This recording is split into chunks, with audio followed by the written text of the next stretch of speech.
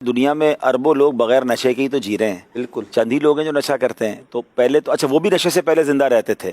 یہ بات ضرور ہے کہ جب نشہ لگ جاتا ہے تو اس کو چھوڑنا مشکل ہوتا ہے, لیکن اس کے جو نقصانات ہیں, اس کے جو بھی اس کے کانسیکوینسز ہے دنیاوی بھی اور اخروی بھی, یعنی شریعت کو کس قدر یہ ناپسندیدہ ہے, جہنم میں لے جانے والا کام ہے. یعنی نشہ ہی تو ایسا لگتا ہے دنیا میں بھی جہنم میں اور آخرت میں بھی جہنم میں, کیونکہ یہاں بھی اینڈ آف دا ڈے اس کے ساتھ وہ بیماریاں لگ جاتی ہیں, معاشرے میں اس کا وہ حال ہو جاتا ہے, آگے جا کے کینسر کے امراض کو گندی نالیوں پہ پڑے ہوئے نظر آتے ہیں, تو خاندان میں بھی اس کی کوئی ویلیو نہیں ہوتی. اور آگے جا کے جو جہنم کا عذاب, آپ خاص طور پہ اگر شراب کی بات کریں تو نبی پاک علیہ الصلوۃ والسلام نے حدیث پاک میں 10 قسم کے لوگوں پر لعنت فرمائی. شراب پینے والا, پلانے والا, اٹھانے والا, لانے والا, خریدنے والا, بکوانے والا, ایچ اینڈ ایوری بڈی جو اس سے کنیکٹڈ ہو جاتا ہے اس پر لعنت ہے. تو آپ سوچیں کہ یہ نشے والی چیزیں کس قدر سخت ناپسندیدہ ہیں.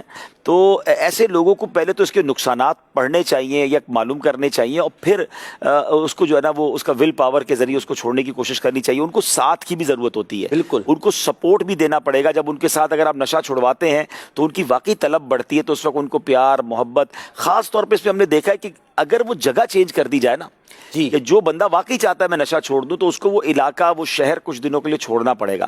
بہت اچھا طریقہ ہے. اگر وہ بچنا چاہتا ہے تو کسی ایسے مقام پہ چلا جائے, بدری قافلے میں چلا جائے, کوئی لمبے بدری قافلے میں چلا جائے, اور ایسی جگہ جائے جہاں یہ چیزیں ملے نا. کہتے ہیں نا گناہ کا موقع نہ ملنا بھی یہ بڑی نعمت ہے, بہت بڑی نعمت. کیونکہ اچھا پھر ایسا بہت بار ہوا, ہم نے نگران شورا نے بتایا تھا پچھلے دنوں, وہ جو نشہ والوں کو جو سینٹر بچاتا ہے, جو کیور کرتے ہیں ان کو, جو علاج جو ریہیبلیٹیشن کرتے ہیں, تو ان سے نگران شورا نے پوچھا کہ آپ کو کیا لگتا ہے کہ جو آپ کے پاس سے علاج کر کے جاتے ہیں واپس وہ آتے ہیں؟ تو انہوں نے بڑا پیارا جواب دیا کہ جو اپنا ماحول بدل لیتے ہیں نا وہ نہیں آتے. صحیح کہا. جو واپس اسی ماحول میں جاتے ہیں پھر آتے ہیں. بالکل صحیح. کہ وہاں جا کر پھر وہی دوست مل جاتے ہیں, پھر ان کو نشہ ملنا شروع ہو جاتا ہے. اور یہاں میں اللہ کرے کہ کچھ عہدیداران اور حکومتی افراد سن رہے ہوں, دیکھیں نشہ جو ہے نا اس کو ختم کرنے کی بڑی ذمہ داری حکومت. صحیح بات ہے. آپ اس کی سپلائی روک دیں نا, جب سپلائی رک جائے گی تو انشاءاللہ چیزیں ختم ہو جائیں گی. ہمارے نوجوان, بتایا جاتا ہے اسکولوں میں, کالجز میں, خاص طور پہ یونیورسٹیز میں 15 سے 20% نوجوان وہ اس مرض میں مبتلا ہیں. کیا الگ الگ قسم کے نشے آ گئے ہیں. تو آپ سوچیں ہماری آنے والی نسل کا بننا کیا ہے, وہ کیسے ہیلدی ہوگی, وہ کیسے ملک کو چلانے والے بنیں گے جن کے دماغی معاف رہیں گے. اور ان ماں باپ کا سوچیں ان کا کیا حال ہوگا.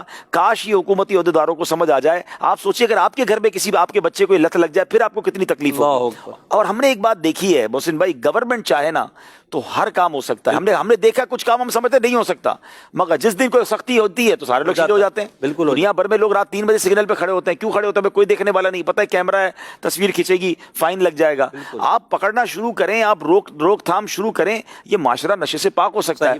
مجھے اچھی طرح یاد ہے جب نگران شورا اور ہم صدر پاکستان سے ملنے گئے تھے تو اس وقت بھی نگران شورا نے جو لیٹر دیا تھا صدر پاکستان کو, اس کے بعد وزیر اعظم جو زمانے کے تھے ان کو بھی دیا تھا, اس میں بھی یہ لکھا تھا کہ خدا را آپ اپنے ذمہ داری کا احساس کریں اور آپ نشے کو روکنے میں اپنا کردار ادا کریں, کیونکہ یہ امت کو گن کی طرح کھا رہا ہے اور بچے ہمارا فیوچر تباہ ہو رہا ہے.